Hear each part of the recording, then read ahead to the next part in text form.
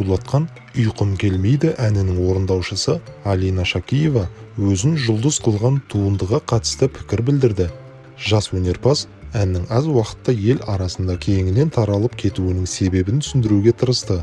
Аталмыш туынды желідегілердің сынына ұшыраса да, орындаушының өзіне ұнаған. Алина Шакиева «Ұйқым келмейді» әнінің музыкасы мен сөзі өзіне ұнағанын және онда ерісі ештеңе жоқ деп есептейді. Айтуынша, туындының бір-ақ күнде хит болып кететінін мүлдем күтпеген, десе де бұл жайтқа қуанып отырғанын да жасырмады. Әнімнің хит болғаны мен үшін күтпеген жағдай болды. «Ұйқым келмейді» әнін жақсы тыңдап жатыр. Әрине, мен қуаныштымын. Музыкасында, сөздерінде адамды тартатын нәрсе бар деп ойлаймын. Маған өзіме өлең ұнады. Музыкасы да, сөздері де ұнады. Мәтіні мен музыка бір-біріне келеді деп ойлаймын. Бастысы маған ұнап тұр.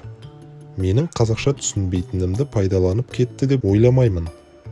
Қош бол деп айттың, тағы да бірдеңе дедің деген жерін TikTokта бәрі қайталап жатыр. Мен бұлай таралып кетеді деп күткен жоқпын, деп ағынан жарылды әнші 1001 түн бағдарламасында. Айта кетейік, желіде «Ұйқым келмейді» әні таралып, елдің қызу талқысына түскен еді. Желіні шулатқан туынды 2 күнде 300 мыңнан аса қаралым жинап, трендті видеоларды көшін бастаған. Алайда жас орындаушыны мақтағандардан гөрі бұл ән үшін сынға алып, мазақ еткендер көп болды.